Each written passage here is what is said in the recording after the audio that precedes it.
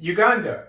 Ugandans commemorate the death of German suspected pedophile.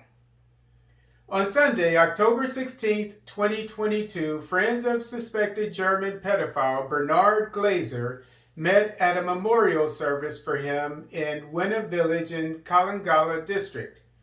Glazer died in prison in 2020 while facing 8 charges of aggravated defilement and 19 counts of aggravated child trafficking. Glazer was the director of Ssese Humanitarian Services, which allegedly provided rehabilitation for abused girls in Kalangala District. Glazer was first arrested in 2013 when 2 girls under his care accused him of sexual abuse. The girls, aged 12 and 14, said that Glazer repeatedly violated them since 2007. As specified in Monitor newspaper, when Glazer was first arrested, the police recovered a dildo and lubricants at the crime scene, while detectives discovered that all girls at his facility had implants. At the memorial, supporters of Glazer vowed to provide continued assistance to the girls previously under his care, many of whom have dropped out of school since his death, as stated in The Observer. Glazer's former attorney, Lester Kaganzi, said he was, quote, a man who had a big heart and helped multitudes in the area, unquote, as reported by The Observer.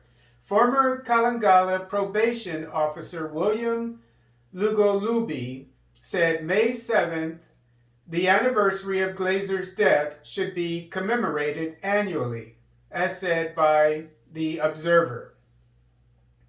Somalia. Somalia signed 7 oil production sharing agreements with U.S. company. On Thursday, October 20th, 2022, Somalia signed 7 oil production sharing agreements, PSAs, with American company Coastline Exploration. As stated in Haran newspaper, each of the 7 oil fields are expected to produce 100,000 barrels a day. According to Haran, the agreement calls for Coastline Exploration to pay a $7 million bonus to the Somali Central Bank, a 50-50 profit split if the terms of the canceled agreement with the previous administration are upheld, the American oil company to pay a 30% income tax on its profits and a 5% royalty to the government. As per Haran, Coastline Exploration plans to begin exploring the deep water oil fields off the coast of Somalia soon. The previous Somali president and prime minister ruled the original agreement null and void, citing that the government was barred from entering into international agreements during elections. Chad.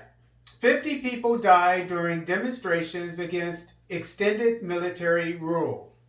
On Thursday, October 20th, 2022, about 50 people died while protesting the decision of Chadian interim president Mohamed Idris Deby to extend the military transitional government by 2 years. Thursday would have been the end of the original 18-month transition period.